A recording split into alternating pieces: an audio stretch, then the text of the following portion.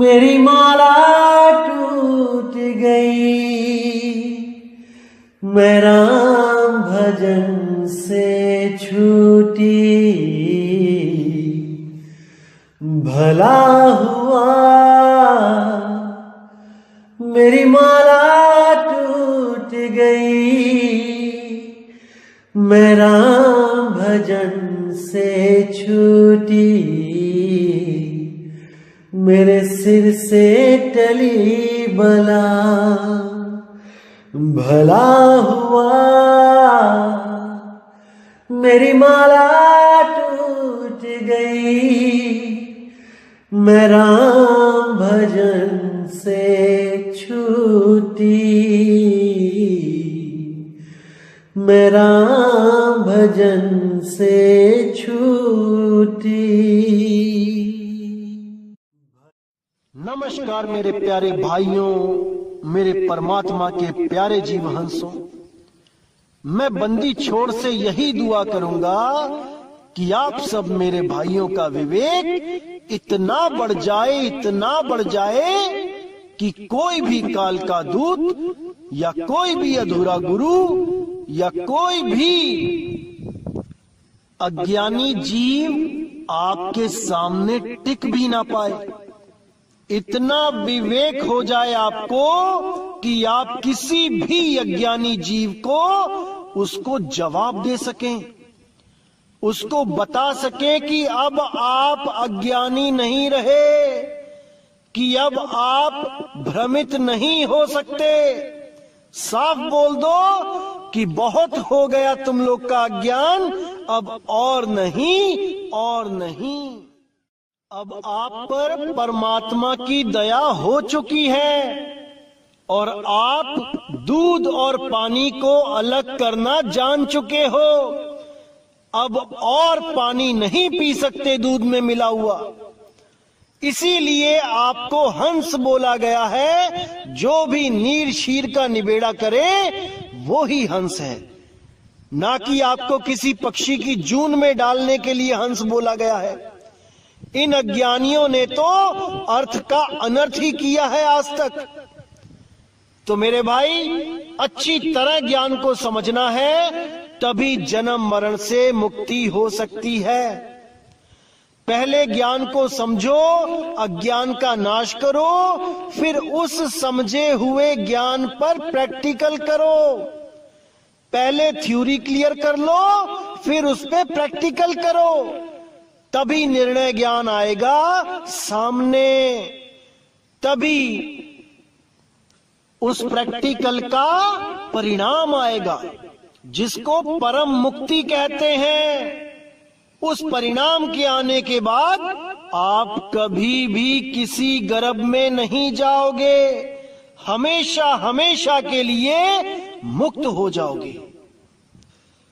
वैसे तो मैं समझ सकता हूं मेरे भाइयों कि आप हर चीज समझ रहे हैं, क्योंकि पिछले 2 सत्संग जो मैंने किए थे उसके रिगार्डिंग इतने मैसेज आए हैं, इतने फोन आए हैं, उससे पता लग जाता है कि आप लोगों की जो विवेक शक्ति है वो बढ़ती ही जा रही है। और बहुत खुशी भी होती है, क्योंकि मेरे यहां सत्संग करने का एक ही मकसद है कि आपको इतना विवेकी बना दूं कि कोई भी काल का दूत आपको भ्रमित ना कर पाए।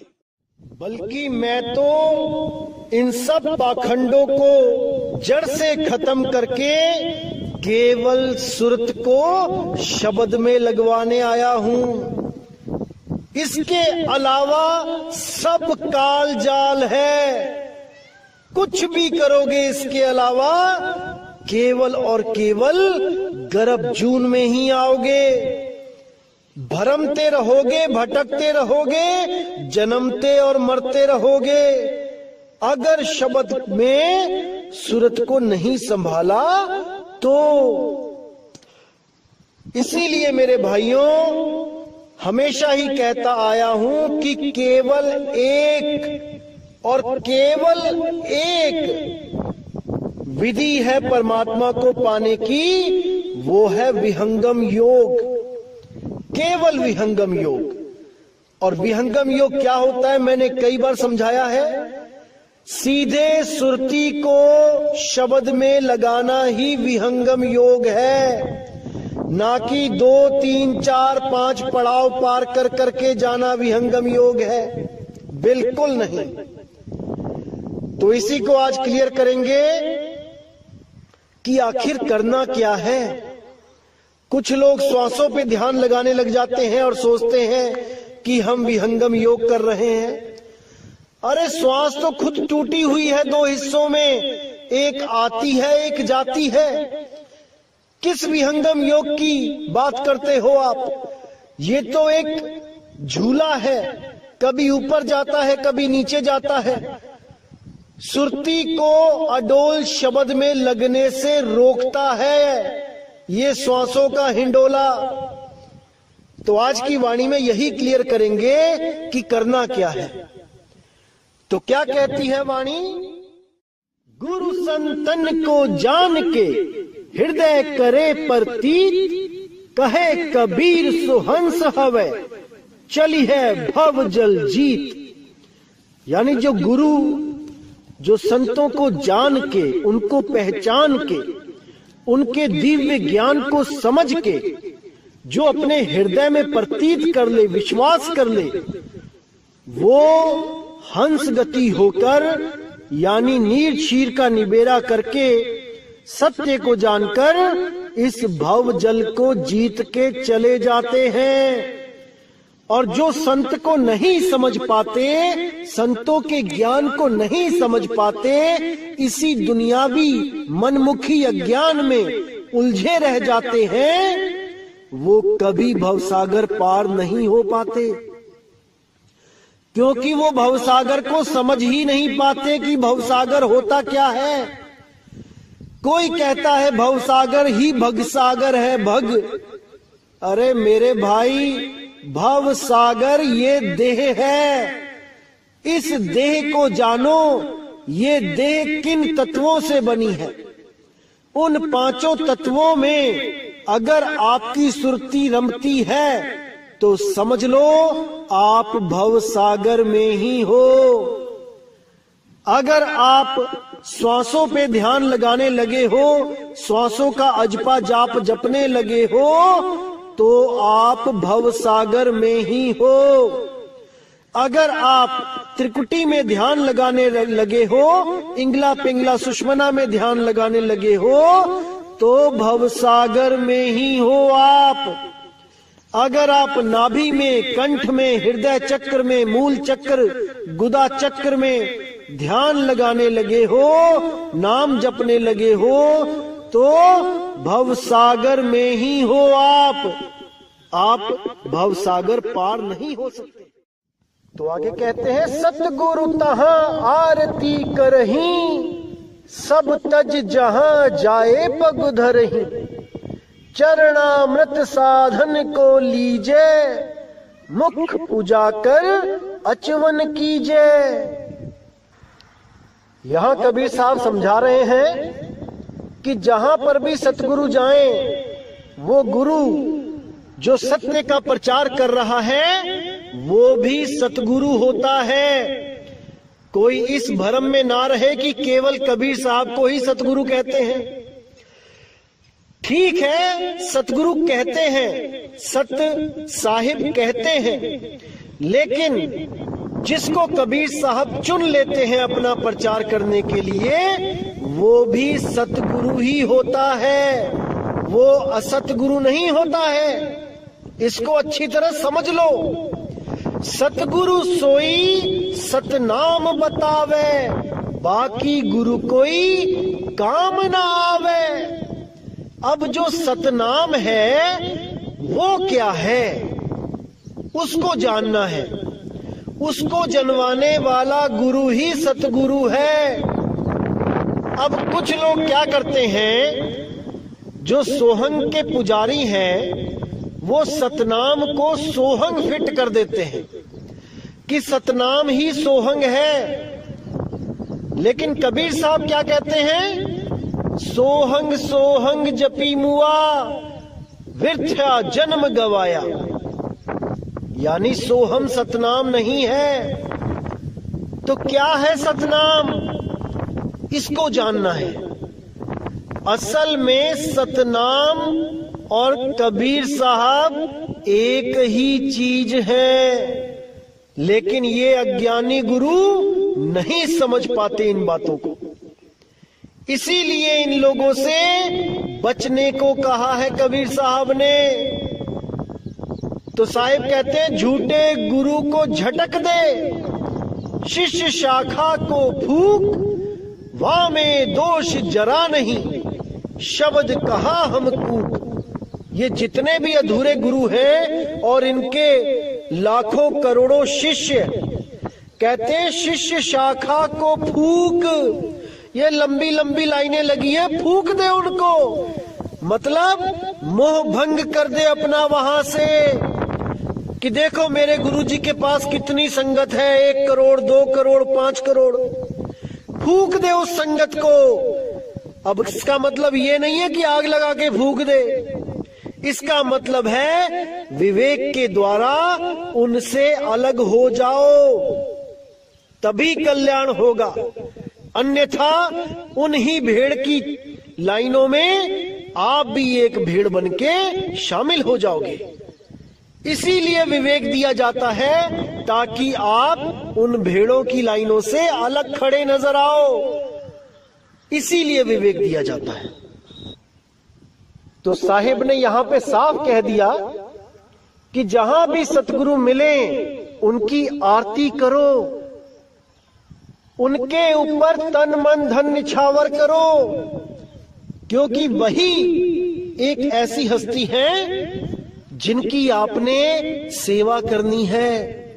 इस दुनिया में सतगुरु के अलावा और कोई इस लायक नहीं कि आप तन मन धन से उनकी सेवा करो।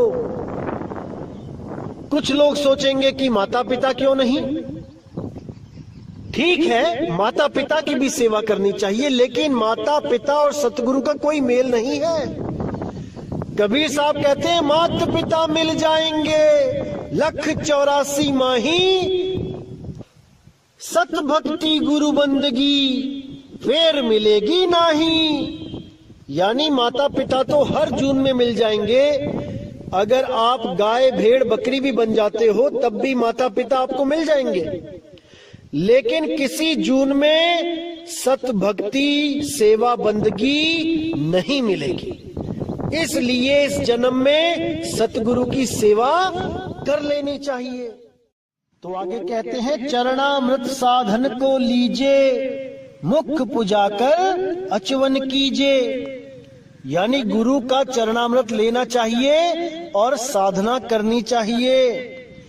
चरणामृत लेने का बहुत बड़ा महत्व होता है, इससे साधना में लगन लगती है, साधना बहुत अच्छी बनने लग जाती है गुरु का चरणामृत लेने से।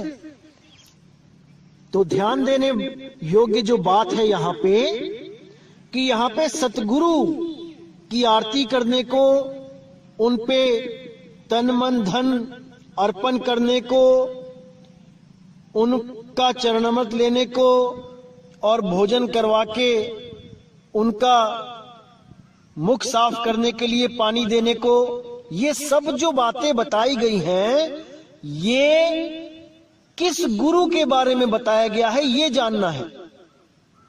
जैसे कि आपको पता है कि कबीर साहब तो 5 तत्व के हैं नहीं जो वो भोजन करेंगे, क्योंकि वाणी भी प्रमाणित करती है कि पानी से पैदा नहीं श्वासा नहीं शरीर, अन्न आहार करते नहीं वाको नाम कबीर।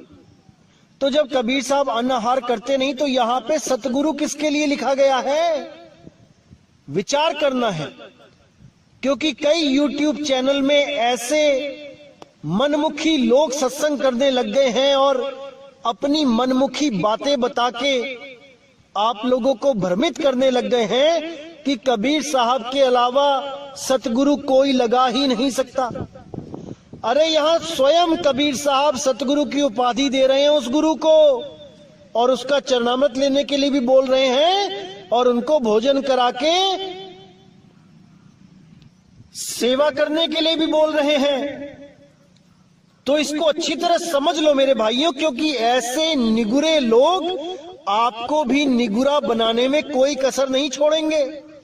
ये तो चाहते ही हैं कि जैसे हमने कोई गुरु धारण नहीं किया वैसे ही आप भी ना करो। बातें तो करेंगे ये लोग कबीर साहब की, लेकिन गुरु से नफरत करवा देंगे। जबकि कबीर साहब ने साफ बोला है कि बिना गुरु के ज्ञान नहीं हो सकता। परमात्मा और गुरु अगर एक साथ भी खड़े होकर दर्शन दे दें तो गुरु के पहले चरण छुओ, साफ बोला है। लेकिन ये बातें इन लोगों के दिमाग में नहीं जाने वाली, क्योंकि ये अपने ही मन के द्वारा पूर्णतः भ्रमित हो चुके हैं, अपने ही मन से भ्रमित किए जा चुके हैं।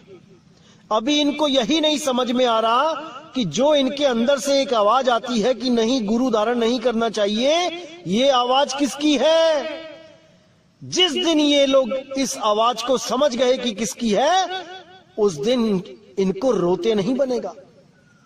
अभी तो हंसते हैं ये लोग, लेकिन जब इनको समझ में आ गया कि ये काल अंदर से प्रेरणा दे रहा था कि गुरु धारण मत करना, और इन्होंने उस काल की आवाज को मान लिया और इन्होंने जीवन भर गुरु नहीं धारण किया और केवल किताबें पढ़ के अपने आप ही उस सिद्धांत तक पहुंचने की कोशिश करी, जिसके लिए कबीर साहब ने कहा है कोटि जन्म का पंथ था पल में दिया पहुंचाए, सतगुरु बड़े दयाल हैं जो भेद दिया बतलाए।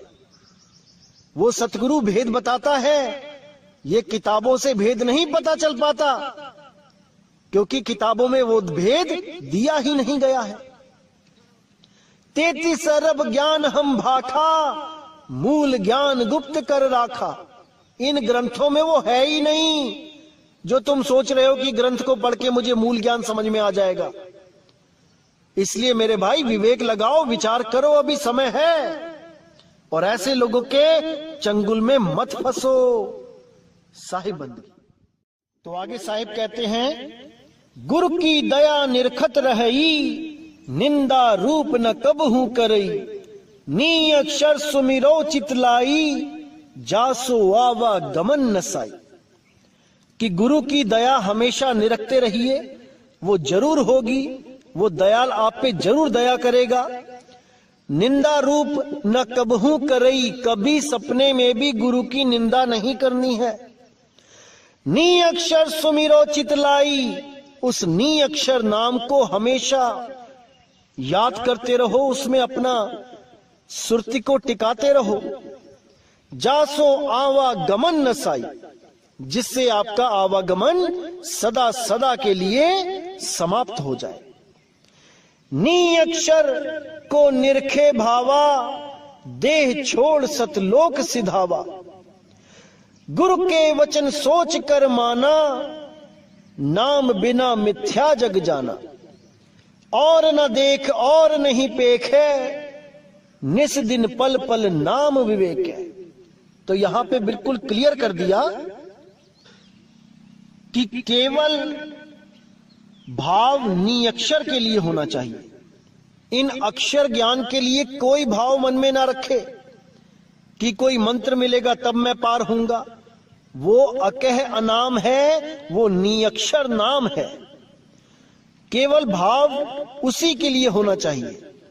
देह छोड़ सतलोक सिधावा, इस देह को त्याग के हमेशा के लिए उस नी अक्षर में इस सुरत को समा जाना है। गुरु के वचन सोच कर माना, नाम बिना मिथ्या जग जाना। गुरु के वचन को समझ बूझ के विचार करके मान के इस दुनिया को झूठ समझ के हमेशा के लिए मोह रहित हो जाना है, तभी बात बनेगी मेरे भाई। और न देख और नहीं पेखे, निस दिन पल पल नाम विवेक है। कि उस निअक्षर नाम के अलावा और कहीं ना देखे, कहीं पे आस नहीं होनी चाहिए। पल पल उस नाम से विवेक करके उसको प्रकट करें, विवेक करके उसको जाने, तभी बात बनेगी। छूट पसारा देख जग, करनी दे बताए, एक नाम कह जान के, ता मैं रह समाए।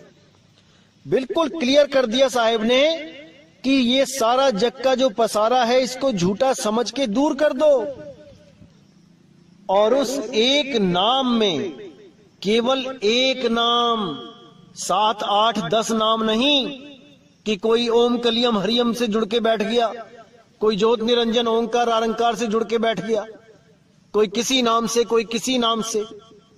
साहिब ने केवल एक नाम की बात करी है। एक नाम कह जान के, ता में रहे समाए। उसी एक नाम में हमेशा हमेशा के लिए समा जाए, वो स्वयं नाम हो जाए, तब समझो कि मुक्ति मिलेगी। नहीं तो इन्हीं नामों के चक्कर में उलझ उलझ के बार बार आना जाना पड़ेगा। तो आगे साहिब कहते हैं, करम भरम की छोड़ ही आशा, एक नाम सो कर विश्वासा, कुल की लज्जा भरम न सावे, ऐसी रहनी साध कहावे। यह विधि सो तुम पंथ चलाओ, जन्म जन्म को पाप न साओ। वंश तुम्हार लोग कह जाई, नाम बिना बूढ़ी दुनियाई। नाम जान सो वंश तुम्हारा, बिना नाम बूढ़ा संसारा। नाम पार नहीं वेद न पावा, नेति नेति कर सब गह गोहरावा। अब कितना यहाँ पे क्लियर कर दिया साहिब ने कि सब कर्म भरम छोड़ के, कर्म भरम में क्या आता है, ये सब पूजा पाठ नारियल पान ये सब छोड़ के एक नाम सो कर विश्वासा, केवल एक नाम पे विश्वास करो, उस निज नाम पे विश्वास करो, उस निअक्षर नाम पे विश्वास करो, ना कि नारियल फुड़वा के 5 नाम जपने के लिए दे दिए। अरे जब परमात्मा एक है तो उसका नाम भी एक है, इतना भी नहीं समझ पाए।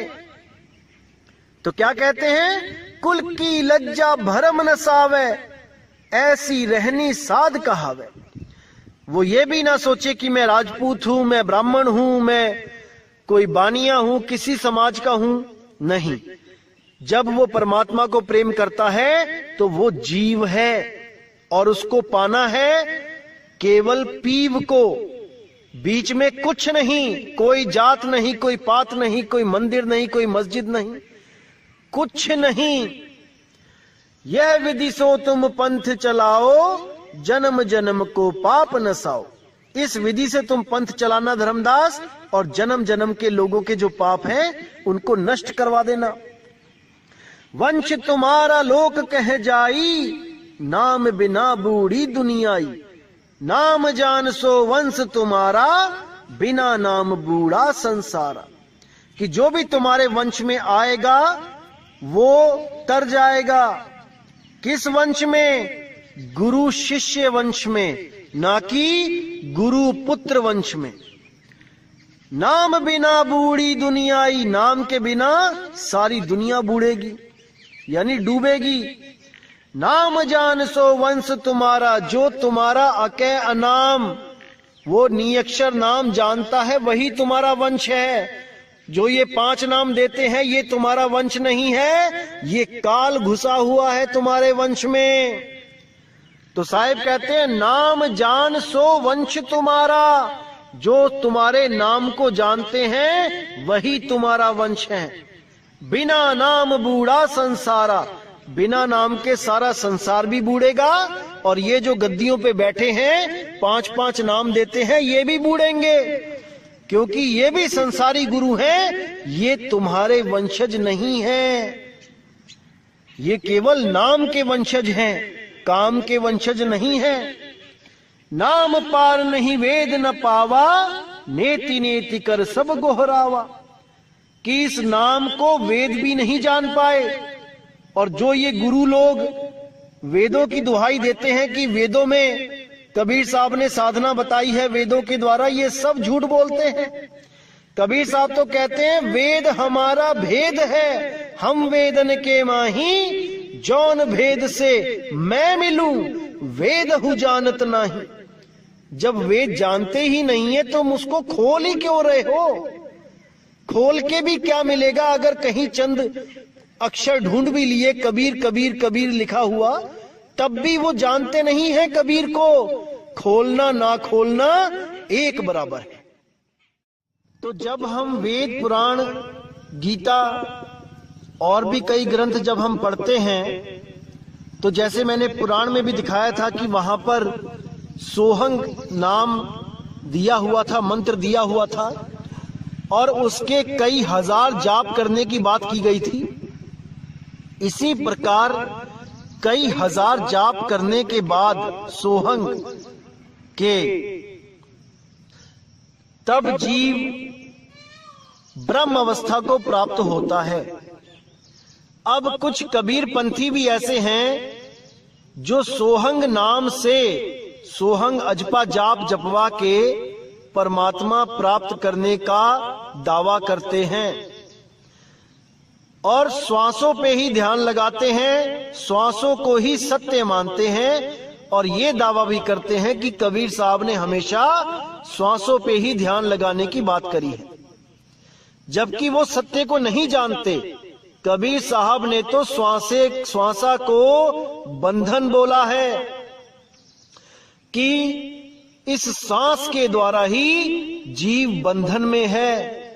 अगर इस सांस से वो अपने आप को अलग कर ले तो इस जीव को पकड़ने वाला कोई नहीं। ये सुरती हमेशा के लिए जीव अवस्था से पीव अवस्था में प्राप्त हो जाएगी, चली जाएगी। लेकिन ये लोग नहीं जान पाए कि कैसे अलग करना है, और जो गांठ पहले से ही पड़ी हुई थी उसी गांठ को और मजबूत करने में लग गए, जबकि गांठ खोलनी थी। तो कैसे ये पवन के साथ सुरती का मेल हो जाता है और बंधन में आ जाता है, इसका जिक्र करते हुए कबीर साहब ने वाणी में क्या बोला है, आइए देखते हैं। तो साहिब कहते हैं, काया भरम भेद अधिकारा, नीर पवन दोई यस बैठारा, नीर नाम ते उत्पत्ति होई, नीर ही साधे मरे न कोई। यहां पे कबीर साहब काल जाल के बारे में बता रहे हैं कि कैसे काल ने जुगत लगा के इस जीव को उलझाया है। किन दो तत्वों में सबसे ज्यादा जीव को उलझा रखा है, वो है नीर और पवन। इन दोनों को अगर आपने समझ लिया और इनसे अलग होने की विधि जान ली तो समझ जाना मेरे भाई कि आप मुक्त हैं। तो क्या कहते हैं, काया भरम भेद अधिकारा, नीर पवन दोई अस बैठारा, नीर नाम ते उत्पत्त होई, नीर ही साधे मरे ना कोई। यानी पानी के द्वारा जब बीज बनाया जाता है और पानी से ही सबको पैदा किया जाता है, तो वही काल का पहला जाल है, क्योंकि सारे शरीर पानी से ही पैदा किए जा रहे हैं।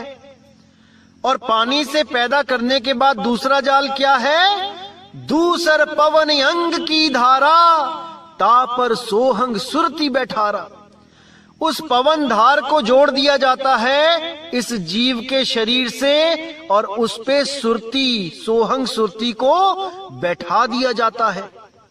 अब पवन पे कौन बैठा है, सोहंग सुरती, और वो उसको एक वाहन के रूप में चला रही है। जैसे आप मोटरसाइकिल के ऊपर बैठ के एक शहर से दूसरे शहर में जाओ तो मोटरसाइकिल तो जड़ है और आप चेतन हो, आप चला रहे हो इसलिए वो चल रही है। तो आप चला रहे हो इसलिए वो एक शहर से दूसरे शहर में जा रही है, और वो जा रही है इसलिए आप भी जा रहे हो। समझो इस बात को कि गाड़ी के ऊपर आप बैठे हो, आपकी वजह से गाड़ी चल रही है और गाड़ी की वजह से आप भी चल रहे हो।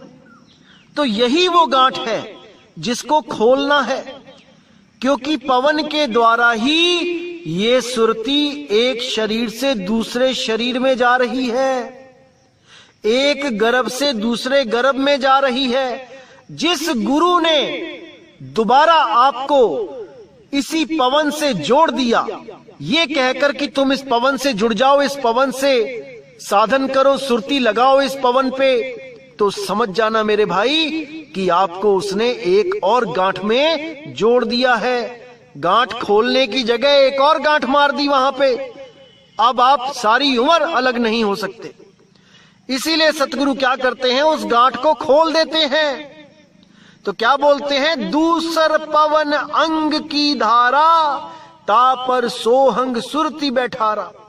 पवन भेद है अगम अपारा, आदि अंत सब कीन पसारा।